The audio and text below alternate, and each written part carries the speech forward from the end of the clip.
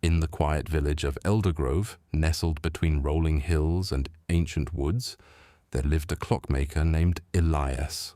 His workshop, a small weathered cottage filled with the rhythmic ticking of gears and the soft glow of candlelight, was a sanctuary for time itself. Elias adored the delicate intricacies of his craft. Each clock was a testament to his meticulous nature, an embodiment of the hours spent in solitude, laboring over tiny cogs and polished wood. Yet, while the world outside bustled with the laughter of children playing in the streets and the chatter of neighbors exchanging pleasantries, Elias often found himself lost within the confines of his workshop. The tick-tock of the clocks became his lullaby, a familiar sound that drowned out the cacophony of life beyond his door. He would spend hours adjusting the manied hands and polishing the glass faces of his creations, oblivious to the seasons changing outside. One crisp autumn evening, as the sun dipped below the horizon and painted the sky with hues of orange and purple, a peculiar sound broke through the symphony of ticking. It was a vibrant melody carried by the wind, a song of joy and celebration. Intrigued, Elias set down his tools and peered through the window. He saw a gathering in the village square. Lanterns swayed gently in the breeze, and villagers danced with abandon, their faces aglow with happiness. Feeling a sudden tug at his heart, Elias hesitated. He had always been an observer of life, never a participant. The clockmaker's world revolved around the measurement of time, not the sharing of moments. Yet, as he watched the villagers twirl and laugh, he felt an unfamiliar longing rise within him, pulling him toward the warmth of their revelry. With a deep breath, he stepped outside, leaving the comfort of his workshop behind. The chill of the evening air wrapped around him, but it was not entirely unwelcoming. As he approached the square, the music enveloped him, and he was met with smiles from familiar faces. They beckoned him to join in their festivities, offering him a place among them. Elias hesitated, feeling the weight of his solitude tugging at him. But as the villagers welcomed him with open arms, he took a step forward, crossing the threshold from the quiet of his workshop into the vibrant tapestry of life. The warmth of the bonfire flickered in his eyes, and for the first time in a long while, he felt the stirrings of joy and connection. As the night unfolded, Elias found himself laughing and sharing stories, feeling the rhythm of life pulse through him like the ticking of a clock. Yet, even amidst the merriment, a small part of his mind raced back to the workshop, the unfinished clocks that awaited his careful touch. The duality of his existence tugged at him, and for a fleeting moment he felt this stark contrast between the stillness of time and the vibrancy of the life around him. Little did he know, this night would mark the beginning of a journey, a delicate balance between the world of clocks and the vibrant pulse of humanity, where the ticking of time would intertwine with the laughter of friends, crafting a new melody for his life. As the night deepened, the cool air began to wrap around Eldergrove like a delicate shawl, and the glow of lanterns flickered like stars fallen to earth.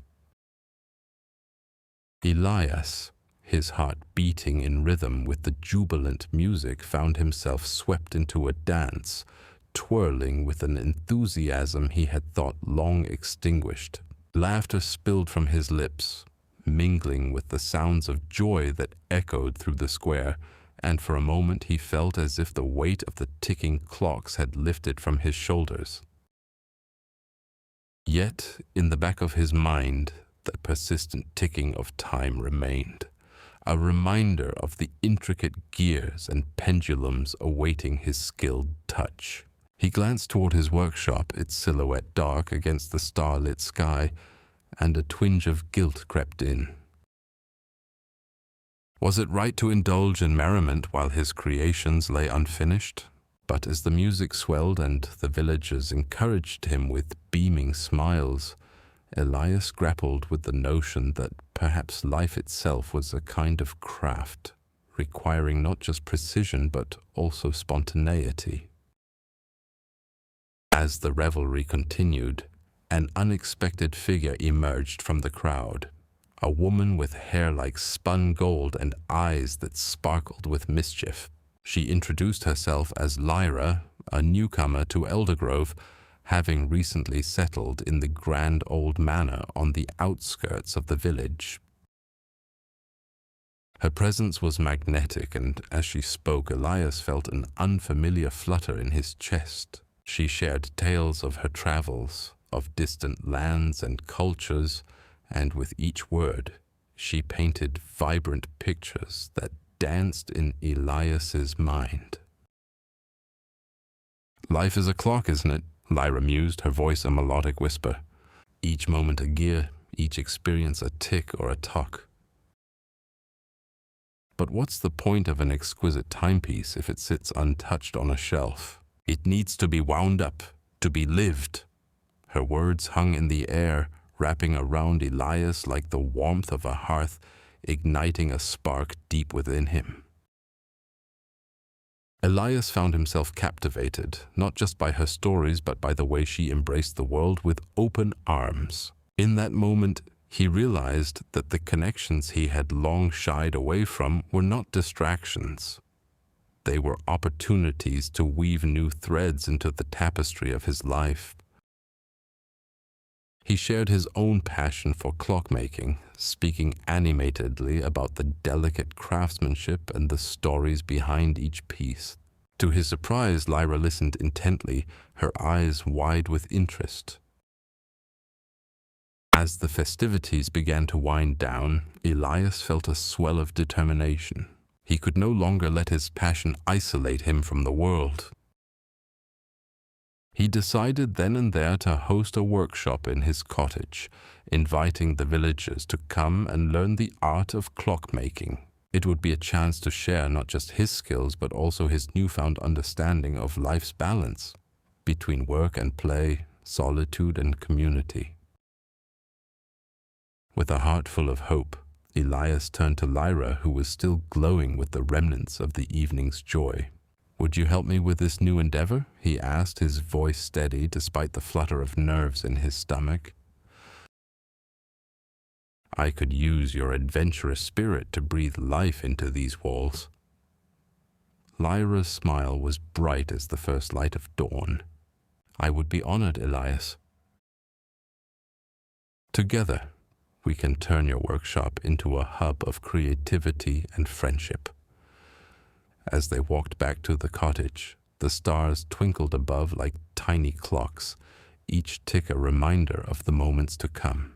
Elias felt the first stirrings of excitement at the thought of opening his doors to the village, and with it, the realization that the true art of clockmaking was not merely in the creation of timepieces, but in celebrating the time shared with others.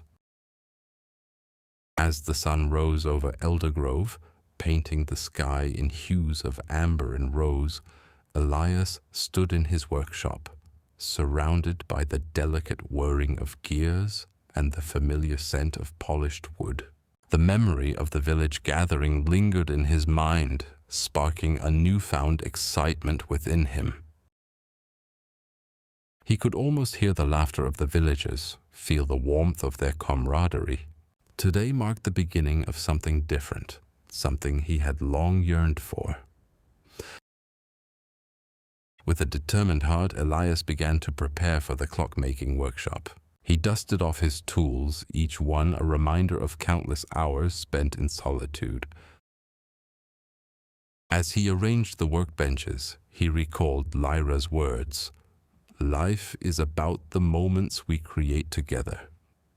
Inspired, he decided to incorporate elements of storytelling into the workshop, inviting participants to share their own tales while they crafted their clocks.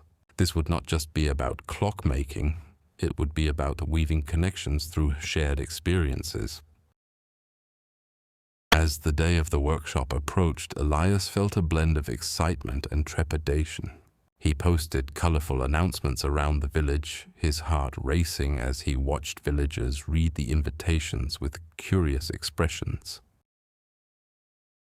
He could hardly believe he was inviting others into his sacred space, yet he felt an exhilarating shift in his spirit. On the morning of the workshop, Elias arrived early to set up a large table adorned with an array of tools, wood, and clock faces. He arranged a basket filled with fragrant apple cider and warm pastries, hoping to create a welcoming atmosphere. As the first villagers trickled in, he was met with a mix of shy smiles and eager faces. Among them was Lyra, her eyes sparkling with enthusiasm. "Ready to share your craft with the world?" she teased playfully as she unwrapped her scarf and joined him at the table. "More like ready to see if anyone wants to listen," Elias replied, a nervous chuckle escaping his lips. As they began, Elias demonstrated the intricate art of clockmaking, guiding the villagers through the process of assembling their own creations. He was surprised to discover how quickly the energy in the room shifted from apprehension to lively banter, each participant sharing snippets of their lives, their dreams, and their aspirations. Laughter echoed, mingling with the sound of ticking clocks, creating a symphony of connection that enveloped the workshop.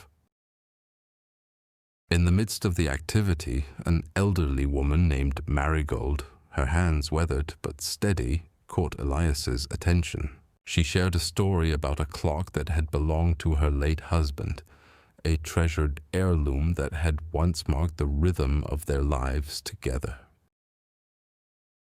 As she spoke, her eyes glistened with fond memories. Elias felt a deep sense of connection with her, understanding that every clock told a story, just as each person did. Encouraged by the warmth of the moment, Elias decided to ask everyone to share their stories as they worked on their clocks. With each tale, the workshop transformed into a tapestry of laughter, nostalgia, and camaraderie. They discovered common threads, dreams of adventure, longing for love, and the simple joys of life in Eldergrove. By the end of the day, as the sun dipped low in the sky, Elias looked around at the faces illuminated by the soft glow of the setting sun. Clocks of all shapes and sizes stood proudly on the table, each a reflection of the unique spirit of its creator. He crossed paths with Lyra, who beamed with pride. "You see, Elias? This is what it means to live," she said softly, wrapping her hand around his. "You've not only shared your craft, but also invited everyone into your heart." In that moment, surrounded by the laughter and stories of his neighbors, Elias felt a sense of belonging he had never known. He understood now that while his clocks measured time, it was the moments shared with others that gave that time meaning. As he prepared to close the workshop, the villagers lingered, reluctant to leave the newfound warmth of connection that had blossomed within his once solitary workshop. And so, as night fell over Eldergrove, Elias realized that his journey had only just begun. With each tick of the clock, he was no longer merely a clockmaker. He was a weaver of stories, a creator of community, and a cherished friend in the hearts of those around him. As the sun dipped below the horizon, casting a golden hue over Eldergrove, Elias stood at the entrance of his workshop, a feeling of exhilaration coursing through him. The laughter and chatter from the villagers still echoed in his ears, a melody of unity that had lingered long after the workshop had ended. Sparked by the success of that day, he decided he would continue to blend his craft with the spirit of community. The following week, Elias awoke with a newfound vigor. The scent of fresh pine wafted in from the nearby woods as he meticulously prepared for his next workshop. This time he envisioned something grander, a melding of art and invention. He remembered Lyra's vibrant spirit and her love for storytelling. With a twinkle in his eye, he decided to create an evening of whimsical timepieces, where each participant would not only craft their own clock, but also weave a tale inspired by their creation. As news spread through Eldergrove, excitement fluttered in the air. Villagers brought their children, eager to share the experience, and even old Mr. Finch, the local historian, shuffled in with a crooked smile. "I've always wanted to see time told in a different way," he chuckled, his eyes sparkling as he rummaged through the workshop, searching for the perfect materials. The night of the workshop, the moon hung high, casting a silvery glow on the cobblestone streets. Elias had adorned his workshop with twinkling fairy lights and fragrant wildflowers, creating a cozy atmosphere that welcomed all. The villagers arrived, each one carrying snippets of their own stories and dreams. Lyra was the last to enter, her arms laden with an assortment of colorful fabrics, which she planned to use for embellishing the clocks. She greeted Elias with a bright smile, her enthusiasm infectious. "Let's create something magical tonight," she said, her eyes sparkling with mischief. "Every clock can tell a story, but we need to give them a soul." With the workshop in full swing, laughter filled the room as villagers began to craft their whimsical timepieces. Young and old alike shared their tales, from whimsical childhood memories to dreams of distant lands and adventures yet to come. Elias sat at the center, guiding the creation of clocks, but also listening intently, his heart swelling with the richness of their stories.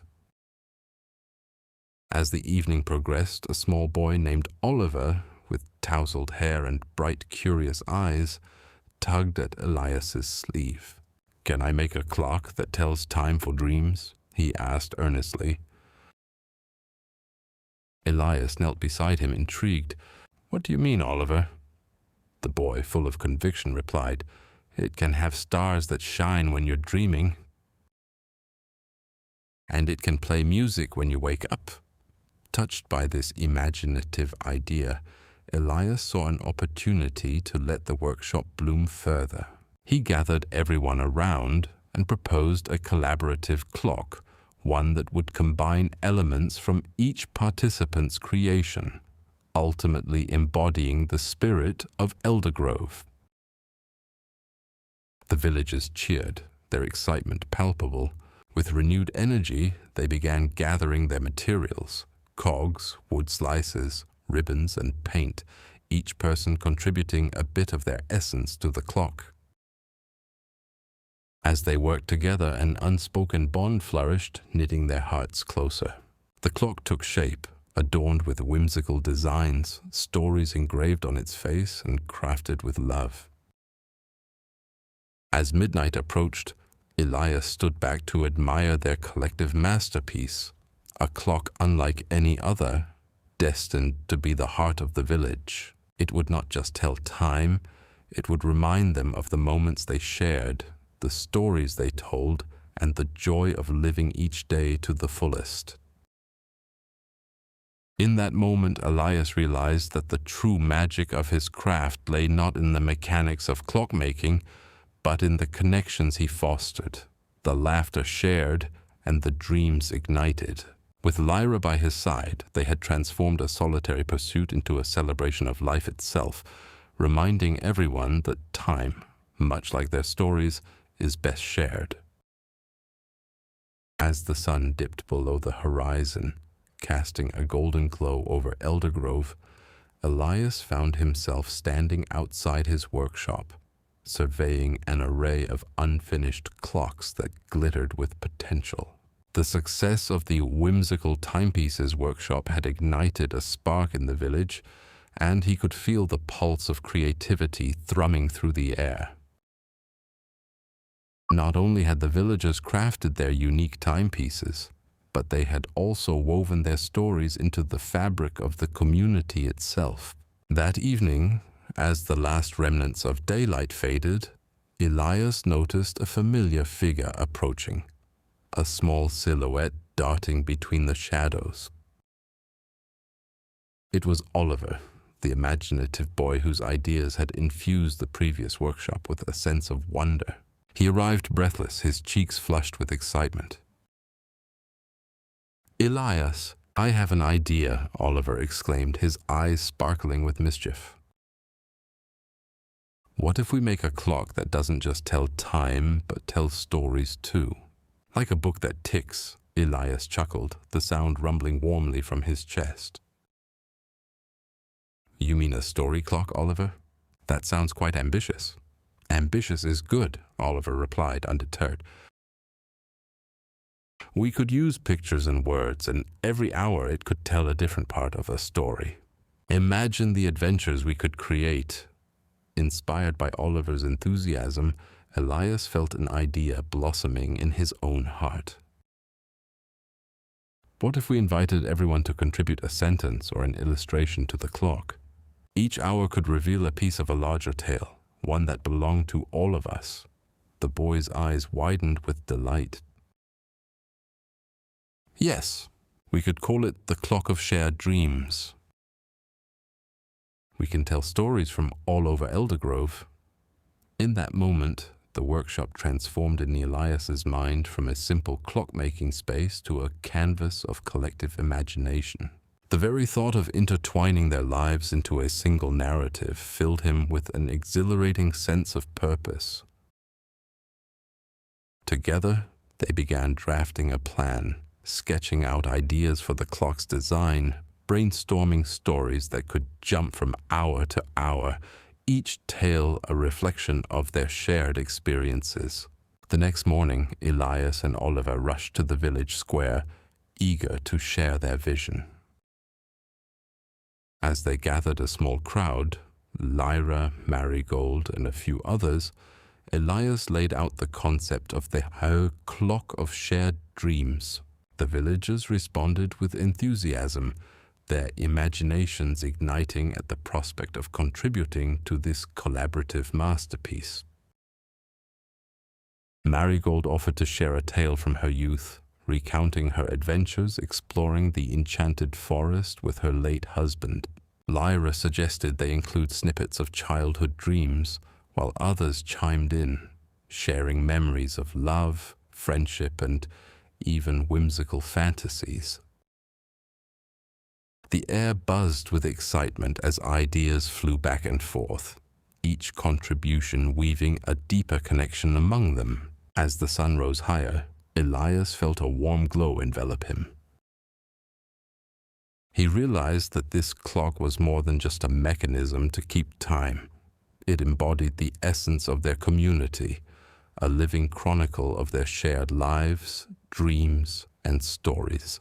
With a newfound sense of purpose, Elias returned to his workshop that evening, the village behind him buzzing with creativity.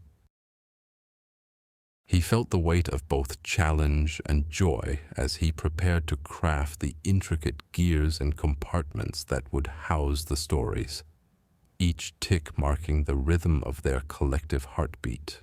The journey ahead promised to be one of laughter, tears, and perhaps a few surprises, but Elias knew that together they would create something truly extraordinary.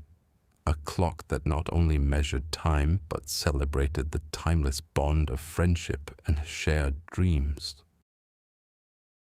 As the sun rose over Eldergrove, casting a golden hue over the cobblestone streets, Elias found himself in the midst of a flurry of activity in his workshop. The cheerful hum of conversation filled the air as villagers gathered, eager to contribute their stories and hands to the Clock of Shared Dreams. The workshop had transformed into a vibrant tapestry of ideas, with each participant bringing their unique flair. Lyra, with her signature exuberance, had organized a storytelling corner where villagers took turns sharing their tales. Today she was encouraging Mr. Finch to recount the legend of Eldergrove's founder, a tale of adventure and resilience that had been passed down through generations. With a twinkle in his eye, Mr. Finch began to narrate, his voice echoing the spirit of the past, captivating the audience. And as the sun set behind the ancient oaks, Mr. Finch intoned, the founder made a promise to the land that its people would always cherish the stories that bind them. The villagers leaned in closer, spellbound by the rich imagery. Meanwhile, Oliver, ever the bundle of energy, was in the corner with a group of younger children crafting whimsical decorations for the clock. "Let's make stars and moons," he exclaimed, his enthusiasm infectious. The children, inspired by his vision, began cutting and gluing bits of colored paper, their giggles punctuating the air like the ticking of a clock. Elias, observing the joyful chaos, felt a swell of gratitude for the community he was helping to build. It was more than just mechanics and gears. It was about hearts and stories intertwining. As he worked on the clock's intricate mechanisms, he pondered what stories would be told when the clock struck each hour. Just then a soft knock sounded at his door. Elias turned to find Mrs. Abernathy, the village herbalist, holding a basket filled with fragrant herbs and dried flowers. "I thought these might add a touch of nature to our clock," she said, her face glowing with excitement. "Each herb has a story too, you know. Maybe we can tell them through the clock's design." Elias's eyes lit up.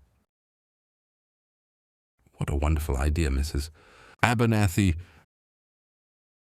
We could incorporate a small vial for each herb, representing the wisdom of the land." The idea set the room abuzz with inspiration. As the day progressed, villagers began to share their own ideas for the clock's design.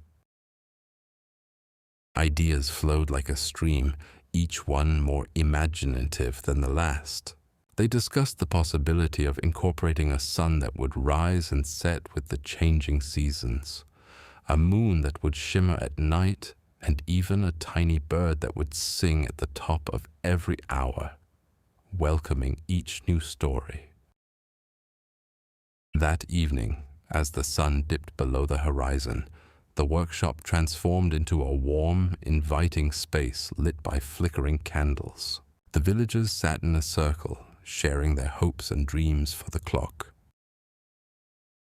Elias listened intently, his heart swelling as they shared not only their stories but also their aspirations for the future of Eldergrove. "I dream of a time when our children sit under the clock's shade, listening to its tales," Oliver declared, his eyes wide with wonder. "And when they grow up, they'll add their own stories to it." "A clock of generations," Lyra exclaimed, her hands animated with excitement. "Each hour could represent a different chapter in our community's journey." As the stars began to twinkle overhead, the villagers felt a profound sense of connection. The Clock of Shared Dreams was not merely a project. It was becoming a living entity, a symbol of their collective legacy. Elias smiled, knowing that with each tick of the clock they would not only tell time, but also the timeless stories of friendship, love, and the indomitable spirit of Eldergrove. As the sun dipped low in the sky, casting a golden glow over Eldergrove, the atmosphere inside Elias's workshop buzzed with excitement. The scent of freshly cut wood mingled with the aroma of Mrs.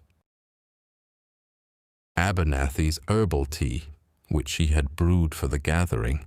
Villagers filled the space, each one holding a piece of their lives to contribute to the Clock of Shared Dreams.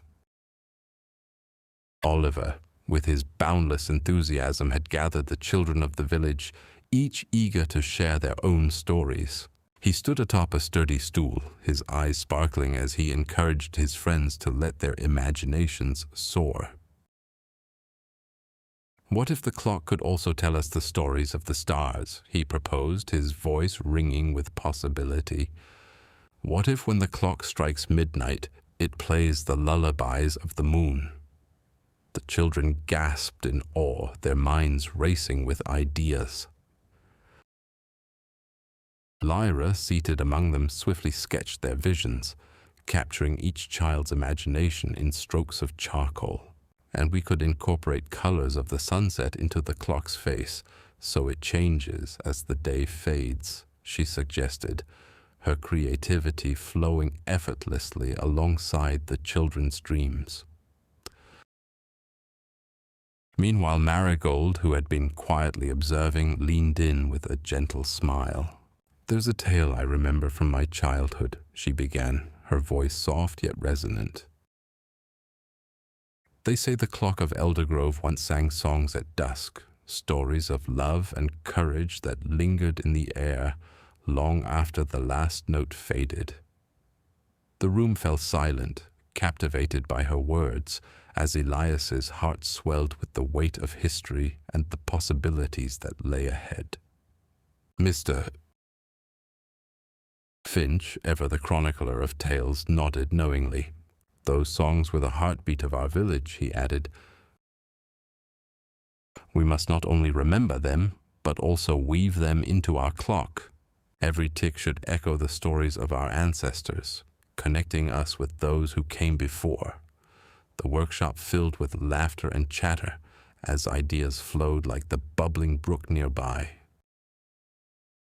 Ideas turned into plans, and plans morphed into sketches that Lyra meticulously crafted on parchment. Each villager contributed a symbol, a delicate flower, a favorite book, a cherished memory, each a thread in the tapestry of their collective dream.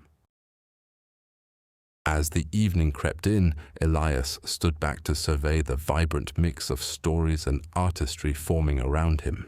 It was then he felt a new pulse in the workshop, a rhythm that seemed to unite the laughter of children, the wisdom of elders, and the creativity of artisans. A realization washed over him like a warm spring rain.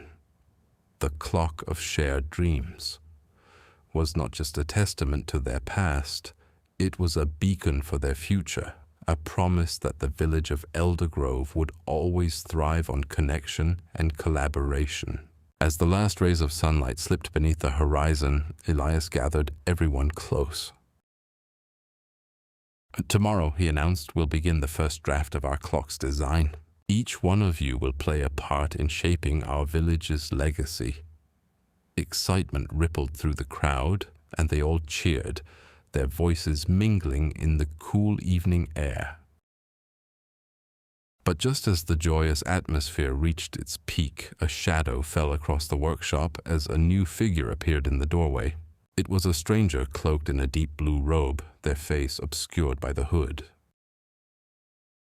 Silence enveloped the room, curiosity and apprehension mingling in the air. "Forgive my intrusion," the stranger began, their voice smooth and enchanting, "but I've heard whispers of your magnificent endeavor." The villagers exchanged glances, uncertainty swirling among them. "I am here to offer you a gift, a story long lost, one that could transform your clock into something beyond even your grandest dreams." Elias felt a stir of both intrigue and caution, glancing at Lyra and the villagers who had become like family. The workshop had become a sanctuary of dreams, but could they trust a stranger bearing tales of the past? "Please come in," Elias said, his heart racing as the door creaked open wider, revealing the potential for something extraordinary, yet unknown. As the sun dipped low in the sky, casting a golden hue across the workshop, the air crackled with anticipation.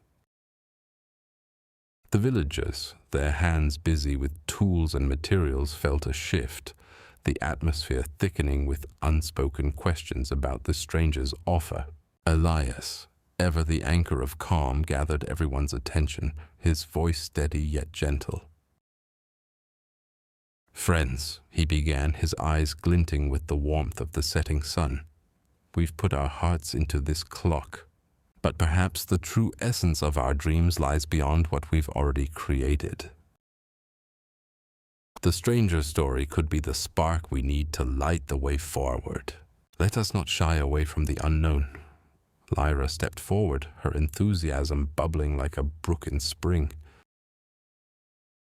"Yes, if we trust in our community and in the tales that bind us, maybe we can weave the stranger's story into our clock. After all, isn't that what we've been doing? Sharing our histories, our hopes?" Oliver, bouncing on his heels, chimed in, "What if the story is about a brave adventurer who discovers a hidden realm?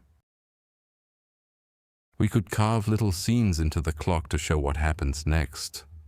His wide eyes sparkled with possibility, infecting the villagers with his excitement. Mrs. Abernathy, her hands dusted with herbal remnants, nodded thoughtfully. "Every story has its roots, dear ones. Just as my herbs carry the wisdom of the earth, perhaps the stranger's tale carries lessons we've yet to learn. We must listen closely." Marigold, who had been quietly observing, finally spoke up, her voice soft yet firm. "When I was a child, I believed in the magic of tales. My grandmother used to tell me of a clock that didn't just tell time, but also revealed the heart's deepest desires. What if this clock could do the same? What if we could infuse it with secrets of the past and dreams for the future?" The stranger, leaning against the doorway, seemed to absorb the villager's energy, a hint of a smile playing on his lips. "If you're open to it," he said, his voice deep and melodic, "I can share my tale. But know that every story demands a price, not of gold, but of truth." The room fell silent, curiosity entwined with uncertainty. At that moment, Mr. Finch stepped forward, his aged hands clutching a small weathered book.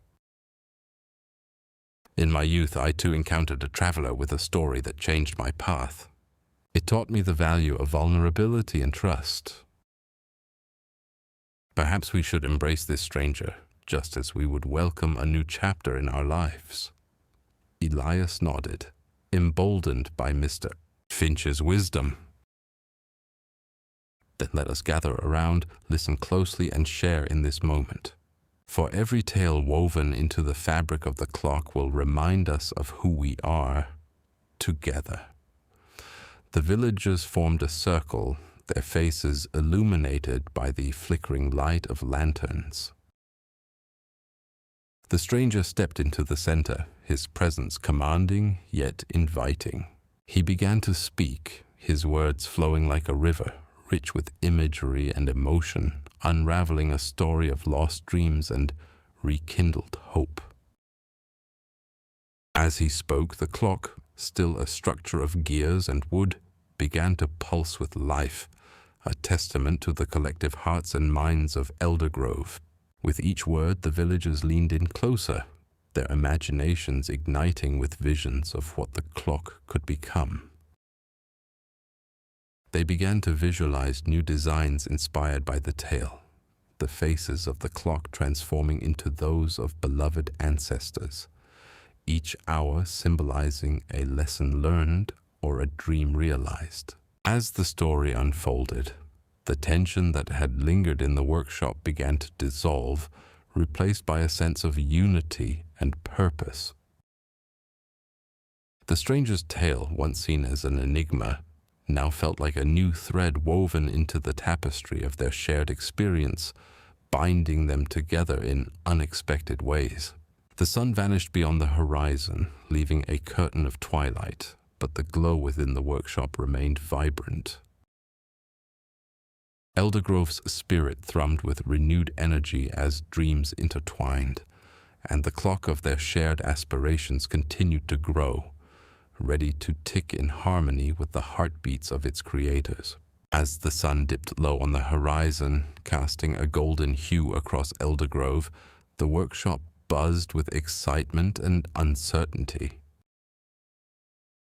The villagers huddled together, their faces lit not only by the fading light but also by the flickering glow of inspiration ignited by the stranger's tale.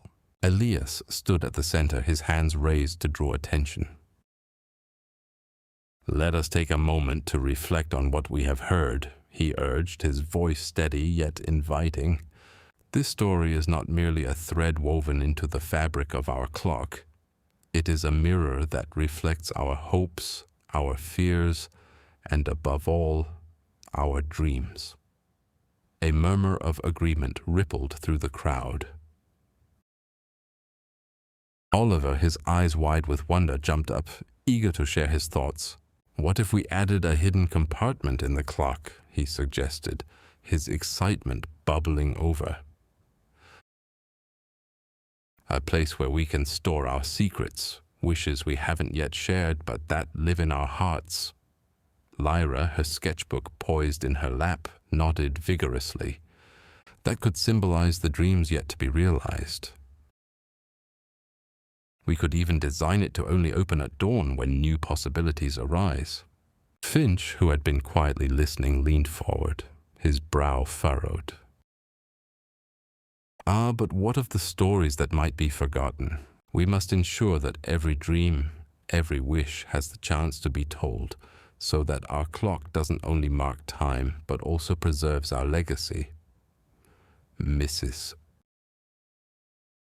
Abernathy chimed in, her hands wrapped around a steaming mug of herbal tea. "Perhaps we could include a ring of herbs, something fragrant that would remind us of the past while inviting the future. A blend that whispers secrets of times gone by."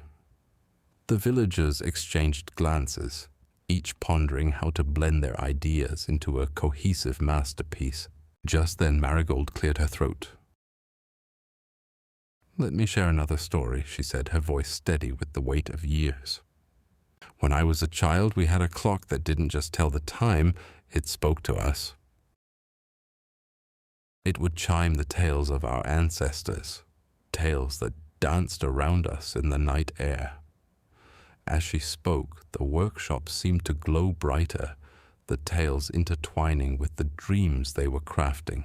Inspired, the villagers started sketching and molding, their hands moving in rhythm to the heartbeat of their shared purpose. Then the stranger, still cloaked, stepped forward again, his presence commanding yet gentle. "I see your creativity flourishes," he said, his voice smooth like silk. "But tell me, what is it that you truly desire to capture within this clock?" The villagers paused, their brows furrowing in contemplation. It was a question that required their innermost thoughts to surface, a chance to align their collective vision. Elias, sensing the weight of the moment, spoke softly. "We desire a clock that not only tells time, but reminds us of who we are and who we wish to become. A beacon of hope, a guardian of dreams." The stranger nodded, a glimmer of approval in his eyes. "Then let us weave not only your dreams, but also the forgotten dreams of those who walked this land before you. What if I told you that I possess fragments of a tale lost to time? Fragments that hold the key to unlocking the true magic of this clock?" Eager murmurs filled the workshop as the villagers leaned in closer. The air thickened with anticipation, the promise of a new chapter unfurling before them. The clock would not be just an object, it would be a testament to their unity, a vessel for echoes of the past and a bridge to the uncharted realms of their dreams. "Share this tale with us," Oliver urged, his youthful enthusiasm infectious. The stranger smiled, the shadows of his cloak shifting like wisps of smoke. It was time to dive deeper into the unknown, to uncover the forgotten story that might just bind the dreams of Eldergrove together, now and forever.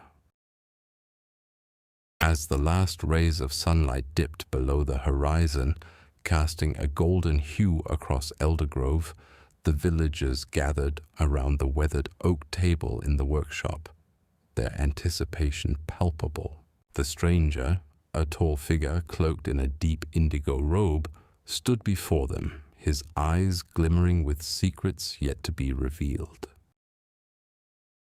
"My friends," he began, his voice smooth like the whisper of wind through the trees, "what if I told you that within the heart of this clock lies the power to shape your destinies? The tale I speak of was once cherished by a forgotten village, much like your own.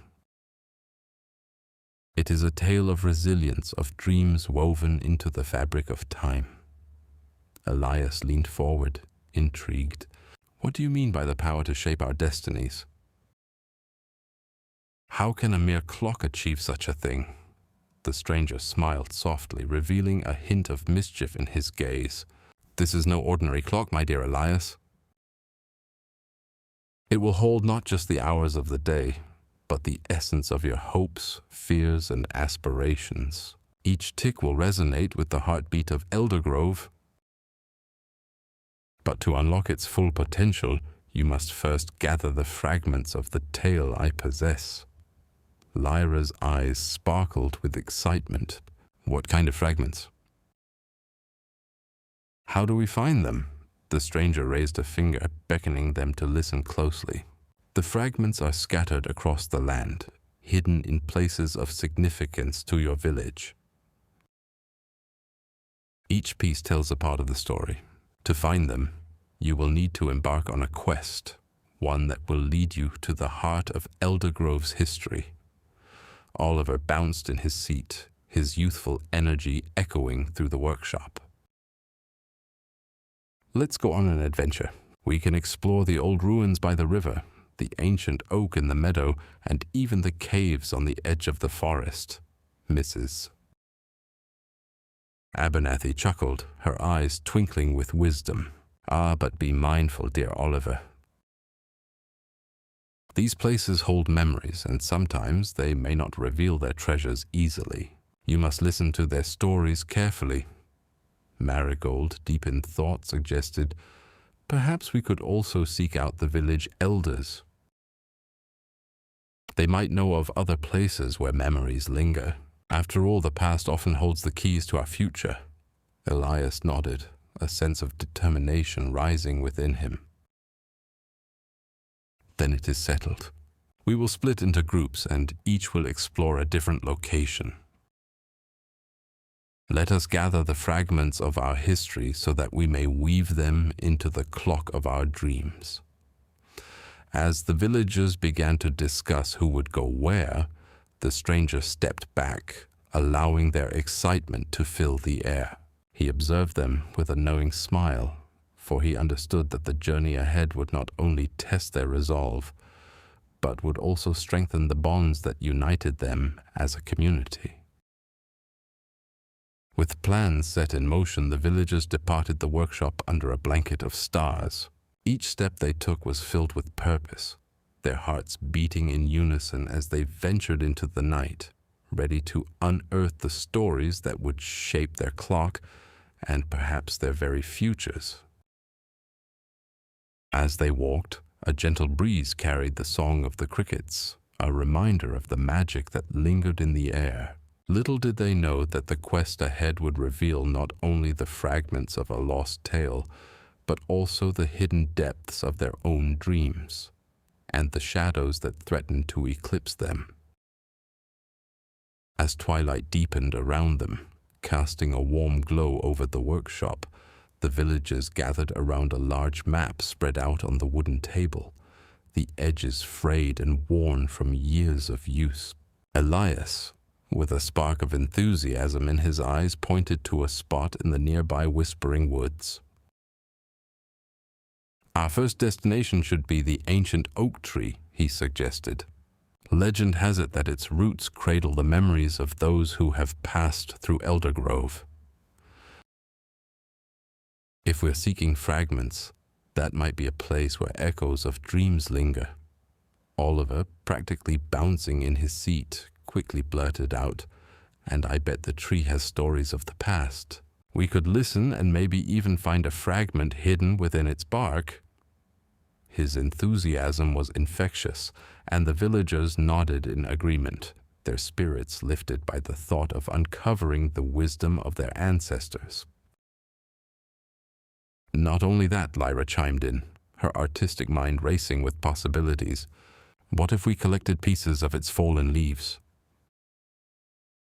Each leaf could represent a dream, an aspiration waiting to be realized. We could create a mosaic for the clock, Mrs. Abernathy chuckled softly, her eyes twinkling with mischief. And let's not forget to bring along some of my fragrant herbs. They'll keep the spirits of creativity flowing as we work. A pinch of lavender for calmness, a dash of rosemary for remembrance. What more could we need? As plans took shape, Mr. Finch, who had been quietly observing, leaned forward, his voice resonating with solemnity. It is important, dear friends, that we honor the stories of those who came before us. Each fragment we find is not just a piece of the past. It's a bridge to understanding who we are today. Just then, Marigold, who had been tracing the contours of the map with her fingers, looked up with a thoughtful expression. "There's a glen not far from the oak," she said, her voice barely a whisper. "I used to play there as a child. There's a waterfall that sings a tune only the pure of heart can hear. Perhaps it holds a fragment as well." The group fell silent for a moment, contemplating the magic that might reside in such a place. Finally, it was the stranger, still cloaked in indigo, who spoke again, his voice weaving through the gathering like a gentle breeze. "Remember, brave villagers, each location you visit will test your resolve. The path may not be straightforward, and the fragments you seek might not be easily found. You must be prepared to face the shadows of your fears as well as the light of your dreams." With the stranger's words hanging in the air, an air of seriousness enveloped them. They exchanged determined glances, understanding that this quest was not merely about collecting pieces for the clock, but about confronting their own aspirations and the barriers that had held them back. As night fell and the stars began to twinkle overhead, the villagers gathered their supplies. They packed small satchels with herbs, drawing tools, and a few cherished mementos from their own lives, each item a symbol of their dreams and intentions. United in purpose, they stepped out of the workshop, leaving behind the comforting warmth for the cool embrace of the evening. Under the watchful gaze of the moon, they began their journey toward the whispering woods, hearts buoyed by the promise of adventure. With each step, they were not just moving toward the ancient oak, they were stepping into the depths of their own stories, ready to weave a new narrative for Eldergrove, one that resonated with the dreams yet to be realized. As the twilight deepened over Eldergrove, the villagers gathered once more in the cozy workshop, their faces illuminated by flickering candlelight. The air buzzed with anticipation, and the scent of freshly baked bread wafted through the open windows, mingling with the earthy aroma of the surrounding woods. Oliver, with his eyes sparkling like polished stones, couldn't hold back his excitement any longer. "Where do we begin?" he exclaimed, bouncing slightly on the balls of his feet. "There's so much to discover, and I want to see it all." Elias, leaning against the sturdy wooden table, pulled out a weathered map, its corners frayed from years of use. "The ancient oak tree is said to hold whispers of the past. Legend has it that if you listen closely, you can hear the stories of those who came before us. Perhaps one of those stories is a fragment we seek." Lyra, her hands stained with ink from sketching, chimed in. "I can create a journal to document our journey. Each fragment we find can be paired with illustrations. Imagine the beauty of combining our tales with art. It will help us remember not just the quest, but the feelings we experience along the way. Wonderful idea, Lyra. Mrs. Abernathy chuckled, her eyes twinkling with a youthful spirit. But let us not forget the importance of our first stop. The Whispering Woods are not only enchanted, but also hold the memories of our ancestors. We must approach with respect, for the woods have their own stories to share, and they can be fickle with those who rush in heedlessly. Marigold, who had been quietly observing, finally spoke up, her voice soft yet firm. We should bring offerings, something to honor the spirits of the woods. Perhaps a few wildflowers or tokens that symbolize our hopes. Mr. Finch, who had been nodding thoughtfully, cleared his throat. It is essential not to overlook the significance of remembrance. Each fragment we uncover is a testament to the struggles and triumphs of those who shaped our village. We must tread carefully, for the past is as fragile as the dreams we hold. Inspired by the ideas swirling around the workshop, the villagers began to formulate a plan. They decided to split into pairs, each team designated to explore a specific area. Oliver and Lyra would journey to the ancient oak, while Elias and Marigold would venture into the Whispering Woods. Mrs. Abernathy and Mr. Finch would gather supplies and prepare offerings, ensuring the spirit of their quest remained rooted in gratitude and respect. As they finalized their plans, the glow of the candles seemed to brighten, casting an ethereal light over the room. The stranger, who had been silently observing, stood up, the indigo robe swirling around him as he spoke. Remember, dear villagers, while the fragments of the tale may seem lost, they are woven into the very fabric of your hearts. Trust in your bond with one another, and you will unlock the true magic of the clock. With a renewed sense of purpose, the villagers left the workshop under a blanket of stars, their hearts beating in rhythm with the promise of adventure. As they walked, the night air was filled with the sound of rustling leaves, almost as if the woods themselves were beckoning them to begin their quest. Each step taken was not just a movement through space, but a journey deeper into the very essence of who they were. Little did they know, the Whispering Woods held secrets far beyond their understanding, secrets that would challenge their perceptions and strengthen their bonds, pushing them toward the heart of their dreams and fears intertwined. The clock awaited their discoveries, and with it the possibility of unlocking a destiny long shrouded in mystery.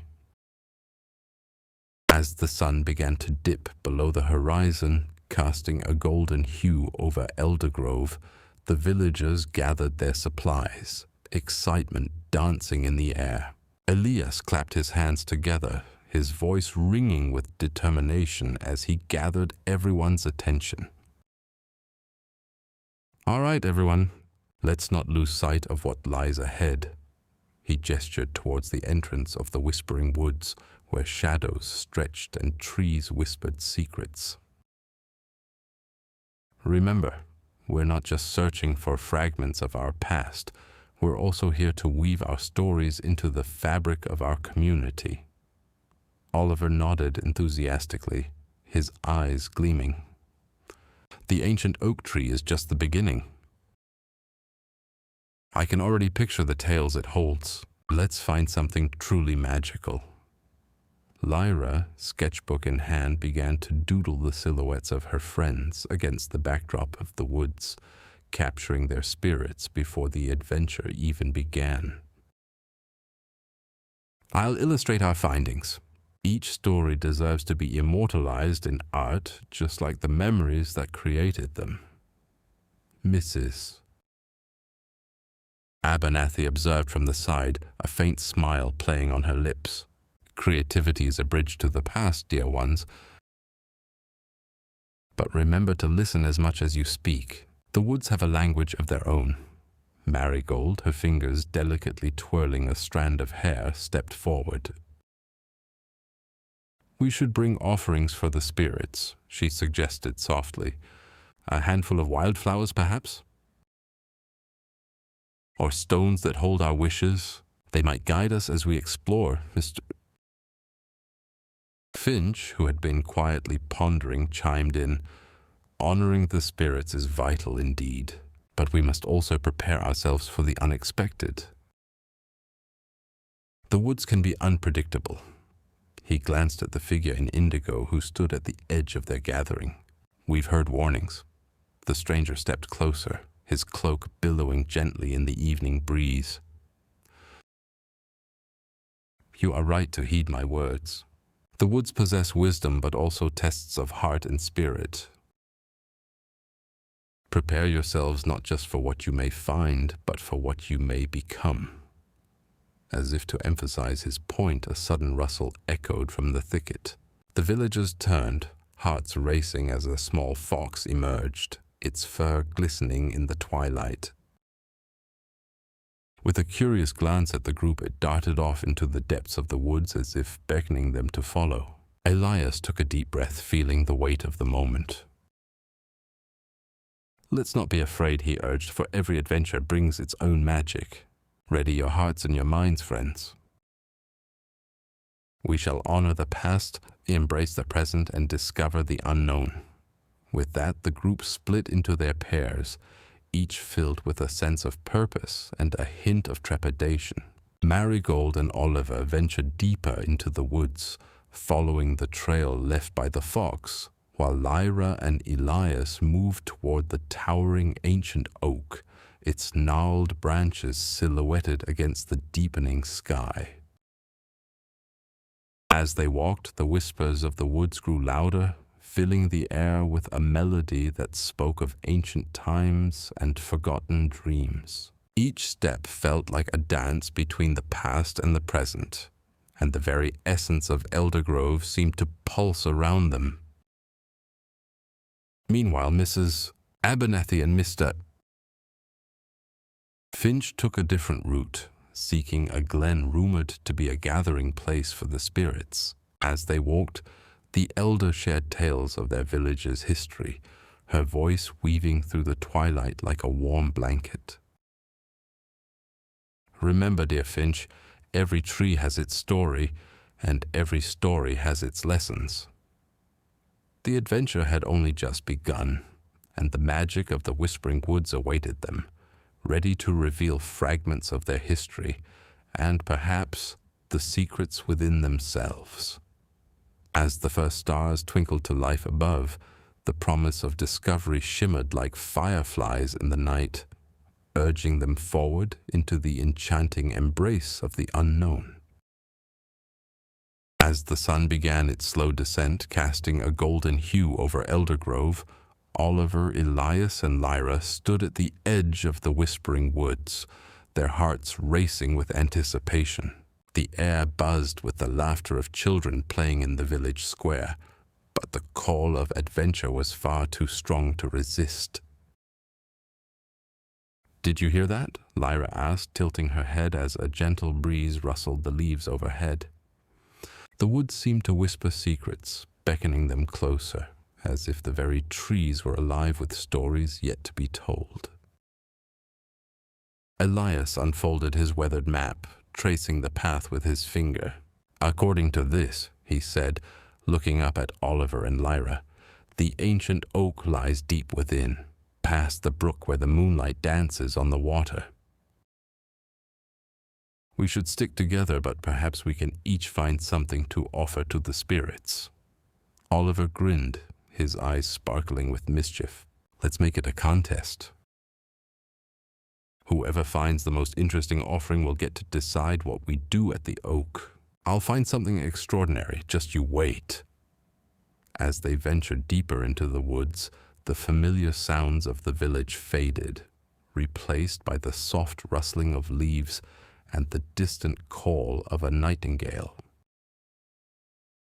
The path twisted and turned, shrouded in dappled sunlight that painted the ground in patches of gold and green. Marigold and Mr. Finch, exploring a different route, wandered into a clearing adorned with vibrant wildflowers that seemed to dance in rhythm with the wind. "Look at these," Marigold breathed, kneeling down to inspect the delicate petals. "They look like they've been kissed by the spirits themselves." "Perhaps they have," Mr. Finch replied thoughtfully, his gaze drifting toward the towering trees. "The woods have a way of revealing beauty where you least expect it." He picked a single flower, tucking it behind his ear as a token of remembrance. Meanwhile, at the edge of the woods, Mrs. Abernathy stood under a gnarled tree, her eyes glinting with mischief. "I'll gather some acorns," she declared to herself, recalling the tales whispered by her grandmother of how acorns could unlock hidden paths. The spirits love a good offering, but they also favor cleverness. Back with Oliver, Elias, and Lyra, they reached a fork in the path. One way led to a glimmering brook, while the other spiraled further into shadowy depths. "Let's split up here," Oliver suggested, his adventurous spirit igniting. "I'll head to the brook. Maybe I can find something shiny." Elias nodded, a hint of caution in his voice. "Just remember to be careful. The woods can play tricks on you." As they parted ways, the air grew thick with an enchanting silence, the kind that hinted at the unseen. Lyra, sketchbook in hand, decided to follow Oliver to the brook, eager to capture the beauty of their surroundings. "I'll sketch the brook," she said, "and maybe the spirits will reveal themselves through my drawings." Oliver laughed. "Then let's hurry." "The spirits won't wait for us to dawdle." As they approached the brook, the water sparkled like diamonds under the fading sunlight. Oliver bent down, scanning the pebbles and driftwood for anything that might catch his eye. Just then a glimmering object bobbed in the water, shimmering tantalizingly. "Look!" he shouted, splashing toward it. But as he reached for the object, the water swirled around him, the brook suddenly revealing a path that hadn't been visible before. It coiled like a serpent into the heart of the woods, cloaked in mist. "Oliver, wait!" Lyra called out, her heart pounding as she felt the magic of the woods ripple through the air. The woods, alive with whispers, seemed to shift, and in that moment they felt the undeniable presence of the spirits, eager to unveil their mysteries, but only to those brave enough to tread further into the unknown. With the shimmering object clutched in his hand, Oliver couldn't help but grin. "Look at this!" he exclaimed, his voice echoing through the trees as he beckoned Elias and Lyra closer. The brook bubbled around them, its waters sparkling like diamonds in the dappled sunlight. The object was a small iridescent stone, smooth and cool to the touch with colors that shifted like a kaleidoscope. "What do you think it is?" Lyra asked, her eyes wide with curiosity as she fished out her sketchbook. She began to outline the stone, eager to capture its beauty. Elias leaned in, examining the stone. "It looks magical." "I wonder if it's one of the offerings that the spirits appreciate," he mused. "Maybe it's a sign to guide us deeper into the woods." At that moment, the air around them thickened, and the whispers of the woods grew louder, as if the very trees were urging them forward. The path ahead twisted and turned, enveloped in a soft emerald glow that beckoned them to step beyond the familiar. "Shall we follow it?" Elias asked, excitement bubbling in his voice.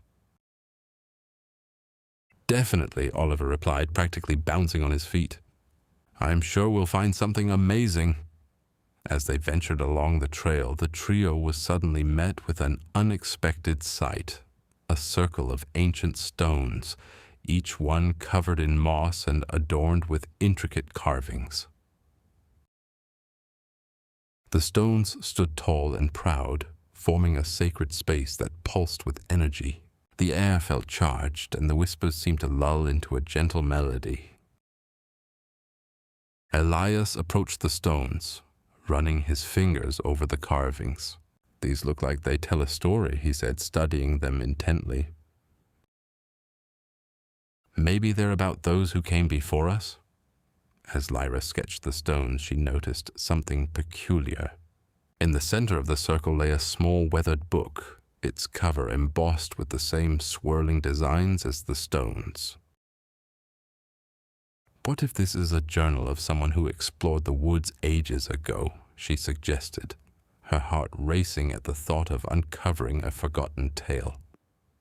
"Let's see what it says," Oliver urged, his eyes sparkling with intrigue. Elias carefully lifted the book, its pages yellowed with age but surprisingly intact. As he opened it, a soft breeze rustled through the trees, and the whispers transformed into coherent words, almost echoing the voice of the past. "To those who seek the truth of the woods," Elias began to read aloud, each word resonating with the weight of history. Suddenly, a rustling sound interrupted him. From the shadows, a figure emerged, tall and swathed in a cloak made of leaves and vines. The stranger stood before them, his eyes glimmering with a knowing light. "You found the whispering stones," he said, his voice smooth like the rustle of leaves. "But remember, young explorers, that the woods do not reveal their secrets lightly. You must prove your worth." The friends exchanged glances, their hearts racing with a mix of fear and exhilaration. "What do you mean?" Elias asked, stepping forward, his leader's resolve shining through. The stranger smiled knowingly. "The woods will test your heart and spirit. Answer their riddles, show your courage, and perhaps you shall earn the wisdom you seek. But beware, the path is fraught with trials, and not all who enter return unchanged." With that, the stranger faded back into the shadows, leaving the trio breathless and wrapped in a shroud of mystery. The wood seemed to hold its breath, the air crackling with anticipation. "What do we do now?" Marigold's voice broke through the tension as she and Mr. Finch arrived, the latter looking visibly shaken but still cautious. Elias straightened, determination etched across his face. "We embrace the challenge. The woods have already chosen us, and I believe we can find our way through." "Together," Lyra nodded, her heart thumping in rhythm with the pulse of the woods. "And we'll capture every moment along the way," she promised, flipping to a new page in her sketchbook, ready to document their adventure. With their hearts united and spirits alight with excitement, the group stepped forward, ready to face the unknown, each of them carrying their own offerings and hopes, ready to unlock the mysteries of Whispering Woods. As they stood before the circle of ancient stones, the air thickened with anticipation. The sunlight filtered through the leaves above, casting playful shadows that danced across the ground. Lyra's heart raced with excitement, her sketchbook clutched in her hands, ready to capture this moment. Oliver leaned closer to the book they had found, his eyes sparkling with curiosity. "What do you think it says?" he asked, tracing his fingers over the faded script. Elias, still wary of the stranger's warning, stepped back slightly, his brow furrowed in thought. "We should be careful. We don't know what those riddles could mean." Marigold, who had been quietly observing the stones, stepped forward. "Perhaps the book holds the key to understanding the woods. We should read it together." With that, she gently opened the tome, revealing a page that seemed to shimmer like the stone Oliver had found. As Marigold read aloud, the words seemed to come alive, swirling around them in the gentle breeze. "To find the wisdom of the woods, one must listen to the whispers of the trees. Speak to the oldest oak, and it shall reveal the first riddle. She paused, glancing up at her friends. The oldest oak, where could that be? The elder oak, Mrs. Abernethy's voice rang out from behind them, causing the group to jump. The clever woman had been gathering acorns nearby, her basket brimming with the treasures of the forest. It's a grand tree not far from here. They say it remembers every secret of the woods. Follow me, with Mrs.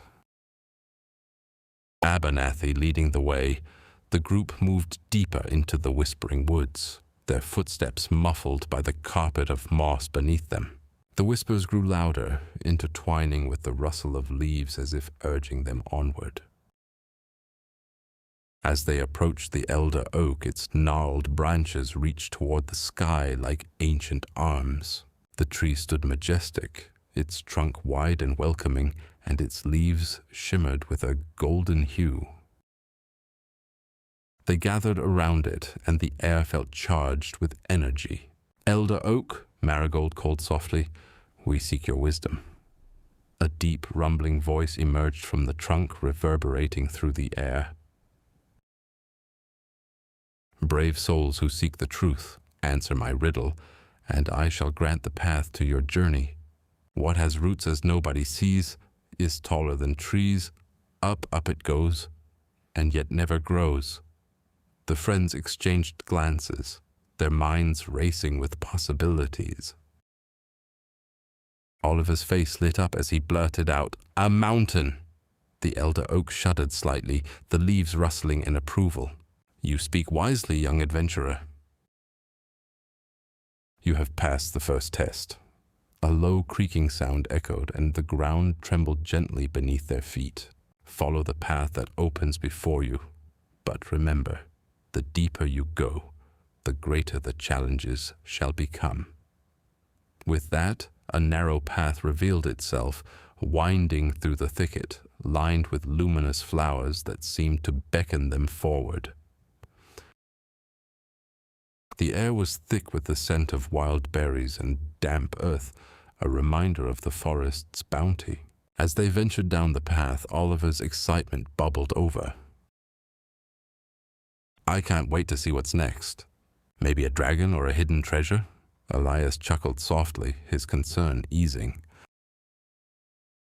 "Let's just focus on the next riddle. The woods have a way of revealing surprises when you least expect it." Marigold nodded, her spirit of adventure ignited. "And we'll face them together, as friends." The group moved forward, hearts pounding with anticipation, knowing that the true magic of the Whispering Woods was only just beginning to unravel. Little did they know that the next challenge would test not just their wits, but the very bonds of their friendship. As the last echoes of Oliver's triumphant answer faded into the rustling leaves, the ground before them shifted, revealing a narrow path that wound deeper into the heart of Whispering Woods. The air grew thicker with magic, as if the trees themselves held their breath, waiting to see what would unfold next. "Look!" Lyra exclaimed, her eyes sparkling with excitement. She sketched frantically in her notebook, capturing the moment, Oliver standing proudly at the forefront, the elder oak looming majestically behind him, its gnarled branches stretching towards the sky like ancient arms welcoming the brave. Elias, ever the cautious one, peered down the newly revealed path. "We should tread carefully," he advised, the seriousness in his tone contrasting with the thrill coursing through the others. "Every step we take might lead us closer to the heart of the woods, and who knows what else lies ahead." Marigold nodded, her enthusiasm tempered by Elias's wisdom. "Perhaps we should take a moment to gather our thoughts. The book may have more clues. We could strategize before venturing further." As they huddled together, Oliver flipped through the pages of the weathered book, which was rich with illustrations and stories about the wood's inhabitants. "Look here," he said, pointing to a drawing of a shimmering creature that resembled a cross between a fox and a butterfly. "It says these creatures can guide lost travelers. We should keep our eyes open for them. They might help us in our journey." Just then a rustle from the bushes caught their attention. The group turned, hearts racing as a small luminescent figure emerged from the shadows. It was a fox-like creature, its wings shimmering with iridescent hues that mirrored the stone Oliver had discovered. The creature tilted its head, watching them with curious bright eyes. "Is it friendly?" whispered Marigold, taking a cautious step back. "Only one way to find out," Oliver replied, stepping forward with a gentle smile. He reached out his hand, palm up, hoping to entice the creature closer. The fox-like being hesitated for a moment, but then fluttered towards Oliver, landing gracefully on his shoulder. At that moment the air vibrated with a soft melody, imbued with warmth and light. The group exchanged astonished glances, realizing they had unwittingly summoned the creature's magic. "Now that's something," Lyra exclaimed, her pencil dancing across the page as she captured the moment. "I must immortalize this." With the creature perched on his shoulder, Oliver felt a surge of confidence. "Let's keep moving. Maybe it wants to lead us somewhere."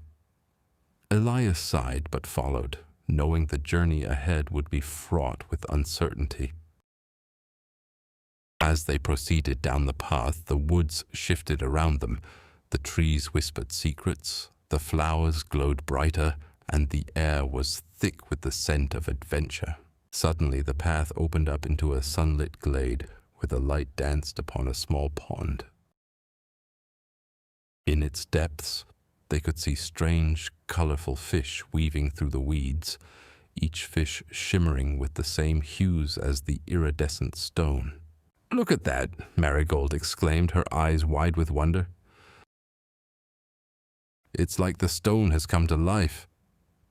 But before they could approach the water, the calm was shattered by a sudden rustling from the bushes.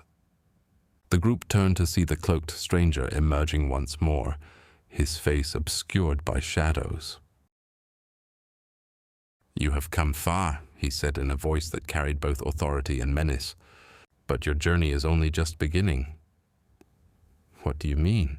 Elias asked, stepping protectively in front of Oliver and the others. "The elder oak has tested you," the stranger continued, his eyes glinting beneath the hood. "But there are greater trials ahead, and to face them you must understand the bond you share. Only then will you uncover the true power of the stone." With that, the stranger gestured to the pond and the water shimmered. "Dare you to dive into the depths of your friendship? The path will reveal itself, but you must be willing to confront your fears and desires first." The group exchanged uncertain glances, the weight of the stranger's words settling heavily upon them. They had come seeking adventure, but now they were faced with a choice that could change everything. "Are we ready for this?" Oliver asked, his voice steady but his heart raced. Elias, sensing the gravity of the moment, took a deep breath. "Together," he said firmly, "we face whatever comes next. We have to trust in each other." Marigold nodded, determination shining in her eyes. "Let's dive in, together." With hearts pounding and spirits aligned, they stepped forward, ready to plunge into the unknown depths of the pond, where the mysteries of whispering woods beckoned them closer than ever before. As the glade settled into a hush, the shimmering surface of the pond began to ripple with an ethereal glow. The cloaked stranger, their features obscured by the shadow of the hood, gestured toward the water, where flickering lights danced just beneath the surface. Marigold, her eyes wide with curiosity, stepped forward. "What do you mean by facing our fears?" she asked, her voice barely above a whisper. The cloaked stranger's voice was melodic yet haunting. This pond holds reflections not just of your faces, but of your innermost fears. To journey forward, each of you must confront what haunts you. It is only through understanding your fears that you can truly strengthen your bonds with one another. Elias shifted uneasily, glancing at the others. "What if what we see is too much to bear?" he asked, his tone laced with caution. "What if it drives us apart instead?" "Fear can be a rallying force," the stranger replied, a hint of warmth breaking through their enigmatic demeanor. "But you must trust in the friendship that has brought you this far. Only together can you face what lies within." With a deep breath, Oliver stepped to the edge of the pond, the others trailing behind him, their hearts racing with trepidation. As they gazed into the water, images began to swirl, each one revealing a personal glimpse into their fears. For Oliver, the reflection morphed into a shadowy figure, embodying his fear of failure. He saw himself standing alone at the edge of a great chasm, unable to leap to the other side, the promise of adventure slipping away. A shudder ran through him, but as he turned to his friends, he felt their unwavering support. Marigold's reflection showed her lost in an endless forest with trees closing in around her. The weight of isolation pressed upon her shoulders. But as she looked at Lyra, who was already sketching her courage, she felt a surge of resolve. Together they could navigate any woods, she thought. Elias's image revealed a stormy sky, clouds swirling and lightning crackling. Fear of chaos and unpredictability gripped him. But when he caught sight of Oliver's determined stance, he felt a warmth of hope. Perhaps there was strength in uncertainty, he mused.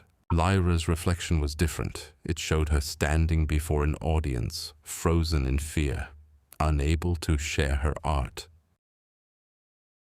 The thought of being vulnerable struck her hard, but with a glance at her friends, she remembered that their encouragement had always lifted her spirit. Her sketches had captured their journey, and perhaps it was time to share that story. Finally, the fox-like creature that had joined them stepped closer to the pond. Its luminescent fur glimmered as it gazed intently at the water, and in its eyes, the group saw their collective fears reflected back at them, a tapestry of darkness interwoven with shimmering threads of light and friendship. The cloaked stranger observed them carefully, allowing the moment to settle. Each fear you face feeds the roots of your friendship. Speak your fears aloud, and you shall transform them into strength. With newfound determination, Oliver took a step back from the water, addressing the group. "I see my fear of failing, but I know I'm not alone. Together we can leap across any chasm." Marigold nodded eagerly. "And I will never be lost if I have you all by my side," Elias added, voice steadying. "Let's embrace the chaos together. It's part of the adventure, isn't it?" Lyra smiled brightly, her heart swelling with affection for her friends. "And I will share our story no matter how vulnerable it makes me feel. We can create our own narrative." As they voiced their fears, the reflections in the pond shimmered and twisted, transforming into vibrant images of unity, laughter, and shared adventures. The water sparkled brighter, casting an enchanting glow over the glade, reflecting not just their fears, but the strength they found in one another. The cloaked stranger nodded approvingly. "You have taken the first step. Now continue on your path, but beware, the woods hold more than just your fears. New challenges await you, and not all will be so easily faced." And with that, the stranger gestured toward a narrow path that wound deeper into the whispering woods, where shadows danced and the air hummed with the promise of more discoveries. The group exchanged knowing glances, their hearts united in purpose as they prepared to venture forth, ready to embrace whatever awaited them. With their hearts racing from the revelations they had just faced, the group stood in a circle, hands linked, the shimmering reflections of the pond still fresh in their minds. The cloaked stranger lingered at the edge of their gathering, a shadowy figure against the luminous backdrop of the whispering woods, as if the very trees and creatures held their breath in anticipation. "Remember," the stranger's voice echoed softly, "the fears you have faced are but whispers of a greater challenge. The path ahead is shrouded in uncertainty, but together you will find the light." Oliver, emboldened by their earlier experiences, took a step forward, his eyes sparkling with determination. "What lies ahead? We are ready to face it no matter what it is," he declared, his voice steady. The cloaked stranger gestured with a long gloved hand, revealing a narrow trail that wound deeper into the woods, shimmering with an ethereal glow. "Follow the path of silver leaves.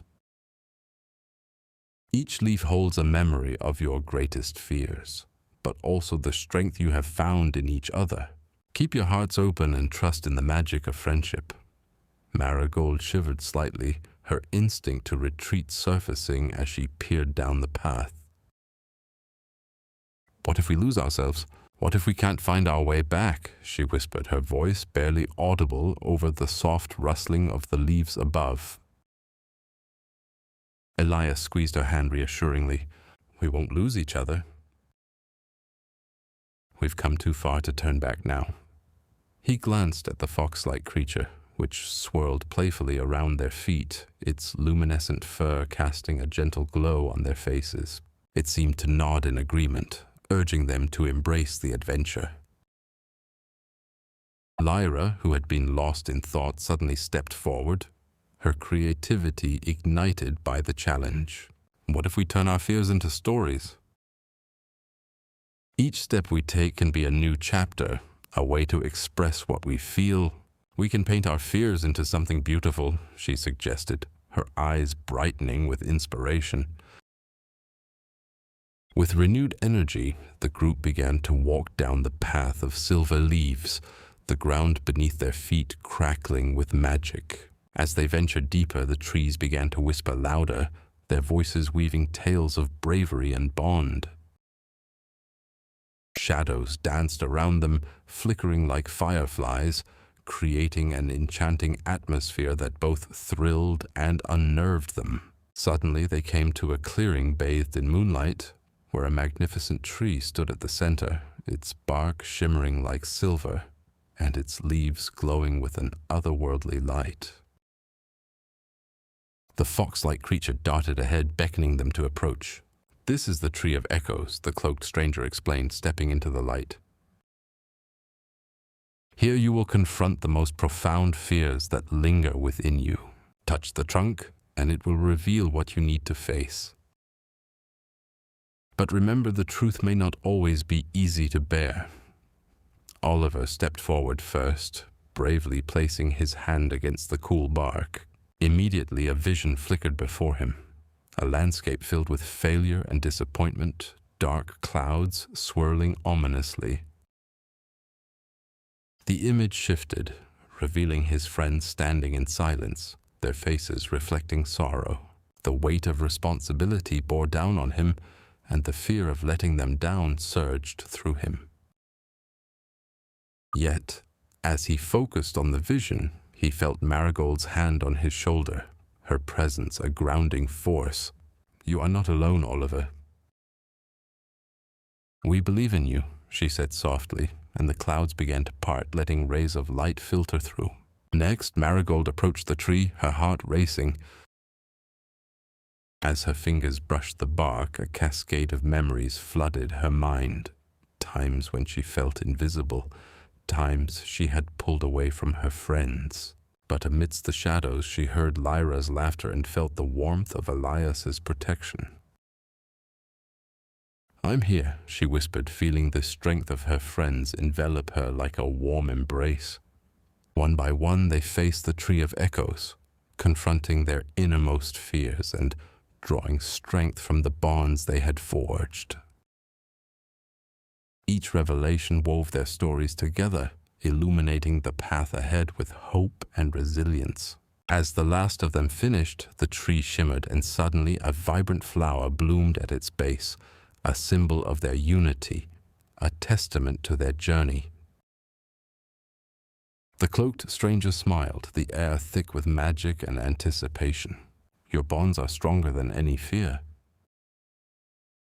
"You are ready to face what lies beyond," the stranger declared, gesturing for them to gather around the blooming flower. "But remember, the true test will come not from the outside, but from within." With their spirits lifted and their hearts synchronized, the group prepared to continue their adventure, ready to embrace whatever challenges lay ahead in the Whispering Woods.